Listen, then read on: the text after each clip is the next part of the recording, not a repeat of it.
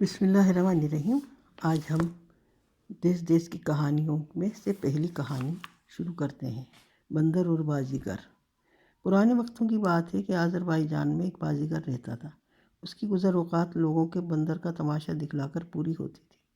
ایک دن شام کو وہ غصے کی حالت میں گھر آیا اور اپنی بیوی سے کہنے لگا، قصائی کو تو بلاؤ۔ بیوی نے پوچھا، کس لیے بھاگوان؟ بازیگر نے کہا، اس بوڑھے بندر کو آج قصائی کے ہاتھوں بیچنا چاہتا ہوں۔ بیوی بولی، استغفار پڑھیں، یہ کیا کہہ رہے ہو؟ یہ بندر ایک عرصے سے ہمارے پاس ہے، اب بڑھاپے میں اسے قصائی کے ہاتھ بیچو گے؟ بازیگر نے کہا، بیچوں گا نہیں تو کیا کروں گا؟ کیا اسے گھر میں فارغ بٹھا کر کھلاؤں؟ بیوی نے جواب دیا، گھر میں بٹھا کر کیوں کھلاؤ گے؟ وہ تو خود تماشا دکھا کر ہماری روٹی روزی پوری کرتا ہے۔ بازیگر نے کہا، بڑھاپے کے باعث اب اس کی عقل جاتی رہی ہے، ناچنے کا طریقہ تو بالکل ہی بھول گیا ہے۔ اس کے علاوہ ناچتے ہوئے اب اس کی سانس اکھڑ جاتی ہے، اور میں اشارہ کرتا ہوں تو اسے کچھ سمجھ نہیں آتا، بت بن کر کھڑا رہتا ہے۔ ایسے بندر کو گھر میں رکھنے کا فائدہ؟ دیکھو نا، آج سارا دن گھومنے کے بعد صرف 4 پیسے ملے ہیں۔ بیوی کہنے لگی، تو یہ وجہ ہے طویل عرصے تک ہمارے پاس رہنے والے پالتو جانور کی گردن پر چھری چلوانے کی؟ بازیگر نے جواب دیا، پھر کیا کروں؟ اگر جانور نکما ہو جائے تو اس کا مر جانا ہی بہتر ہے۔ ایک طرف تو میاں بیوی میں یہ باتیں ہو رہی تھیں، تو دوسری طرف کھڑکی میں سے بندر غور سے ان کی باتیں سن رہا تھا۔ ایسی باتیں سننے کے بعد اس غریب کے بدن کا لہو خشک ہو گیا۔ افسوس، کیا تقدیر میں یہی لکھا ہے؟ آخر قصائی کے ہاتھ جان دینا ہوگی۔ قصائی چھری سے میری گردن کاٹے گا، بوٹی بوٹی کر دے گا، کھال ادھیڑ کر بازار میں ہڈیاں اور گوشت بیچ ڈالے گا۔ لوگ میرا گوشت خرید کر ابالیں گے اور پھر دانتوں سے خوب مزے لے کر چبائیں گے۔ فکر مندی سے بندر کے دل کی دھڑکن تیز ہو گئی، آنکھوں سے آنسو ٹپکنے شروع ہو گئے۔ وہ سوچنے لگا، اب کیا کروں؟ اس مصیبت سے کیسے جان چھڑائی جائے؟ بندر آخر بندر ہی تھا، اسے کوئی تدبیر نہ سوجھی۔ پھر اسے اچانک گیدڑ کا خیال آیا۔ دل میں کہنے لگا کہ گیدڑ میرا بچپن کا دوست ہے، ہم دونوں اکٹھے کیسے کیسے کھیل کھیلا کرتے تھے، ایک دوسرے کی مار پیٹ بھی کرتے تھے۔ اس میں کوئی شک نہیں کہ گیدڑ جیسا پیارا دوست میرا اور کوئی نہیں، اور گیدڑ خوب چالاک بھی تو ہے۔ اب اسی کے پاس جا کر مشاورت کرنا چاہیے، برے دنوں میں دوستوں ہی سے مدد ملتی ہے۔ رات ہوئی تو بندر چپکے سے گھر سے نکلا اور گیدڑ کے گھر پہنچ کر زور سے آواز لگائی، بھائی گھر پر ہو؟ گیدڑ نے اس سے زیادہ زور لگا کر پوچھا، اس وقت کون ہے؟ بندر بولا، بھائی میں ہوں۔ گیدڑ، میں کون؟ بندر، میں بندر۔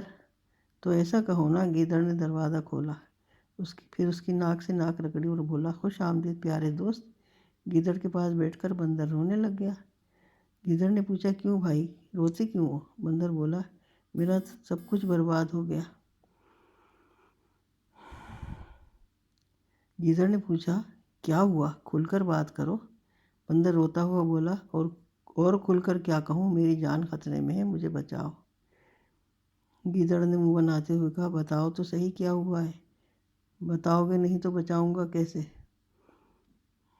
بندر بولا، بھائی ناراض کیوں ہوتے ہو، سب کچھ بتاتا ہوں۔ اس نے اول تا آخر سب کہانی سنا دی۔ داستان غم سننے کے بعد گیدڑ بولا، بلا شبہ بڑی مصیبت آن کھڑی ہوئی ہے۔ بندر کہنے لگا، تمہارے خیال میں یہ بھی کوئی بڑی آفت ہے، مگر اس سے چھٹکارا کیسے ہو؟ گیدڑ نے جواب دیا، بھائی قصائی کے ہاتھ لگے تو ایک روز بھی زندہ نہ رہو گے۔ بندر کا منہ سوکھ گیا، کہنے لگا، اسی لیے تو پوچھ رہا ہوں کہ اب کیا کریں۔ گیدڑ، حوصلہ رکھو، کچھ کرتا ہوں۔ یہ کہتے ہوئے اس نے آنکھیں بند کی۔ بندر جو اس کے سامنے بیٹھا تھا ڈر کے مارے تھر تھر کانپ رہا تھا۔ کچھ دیر بعد گیدڑ نے آنکھیں کھولی اور کہا، فکر کی بات نہیں، سب ٹھیک ہو جائے گا، تم گھر واپس چلے جاؤ۔ بندر گھبرائی ہوئی آواز میں بولا، کیا ٹھیک ہو جائے گا، کچھ تو کہو۔ گیدڑ نے کہا، جس گھر میں تم رہتے ہو وہاں کوئی بچہ ہے؟ بندر بولا، ہاں ہے، ایک موٹا تازہ ننھا سا لڑکا ہے، اس کی ماں اسے ہر روز صبح سویرے شمال کی جانب جو کھڑکی ہے اس میں لٹا کر گھر کے کام کرتی ہے۔ گیدڑ نے کہا کہ اوہ اچھا، اب فکر کی کوئی بات نہیں، اب تم اپنے گھر چلے جاؤ۔ گھر کیسے جاؤں، بتاؤ تو صحیح، کیا انتظام کیا ہے؟ جب تک میں بندوبست کے متعلق سن نہ لوں گا میرے دل کی دھڑکن نارمل نہیں ہوگی۔ گیدڑ، ڈرنے کی کوئی بات نہیں، تم گھر جا کر مزے سے سو جاؤ، بندر نے ضد کی تو گیدڑ نے اسے ڈانٹ پلائی۔ تب بندر کانپتا کانپتا اپنے گھر کی جانب چل دیا۔ گیدڑ اسے دروازے تک چھوڑنے گیا اور دروازے پر پہنچ کر کہنے لگا، کل سویرے جب میں تمہارے گھر آ کر تجھے آواز لگاؤں تو تم میرے پاس چلے آنا۔ جب میں تمہارے گھر آ کر تمہیں آواز لگاؤں تو تم میرے پاس چلے آنا۔ دیکھو ہوشیاری سے۔ بندر اپنے گھر چلا گیا۔ گیدڑ نے کہا تھا پرسکون ہو جاؤ، لیکن بندر کو ساری رات نیند نہ آئی۔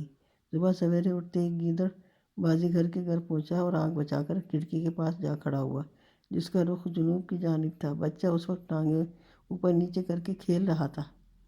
گیدڑ اسے اپنے منہ میں پکڑ کر بھاگ نکلا۔ بچہ زور زور سے چلانے لگا۔ اس کی چیخیں سن کر ماں پاس کی کوٹری سے دوڑتی ہوئی آئی تو کیا دیکھتی ہے کہ ایک جانور بچے کو اٹھائے لیے بھاگ رہا ہے۔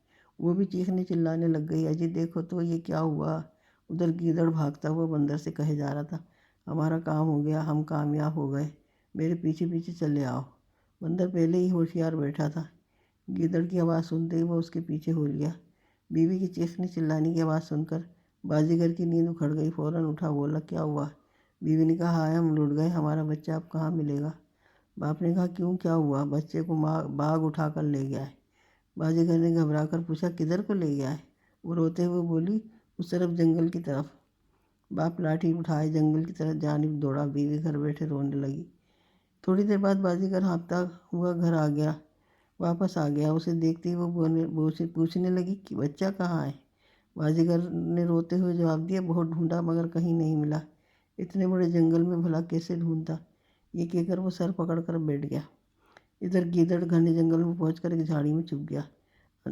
بندر بھی وہاں پہنچ گیا۔ کچھ دیر بعد گیدڑ کہنے لگا، لو بھائی اب اس بچے کو گھر واپس لے جاؤ۔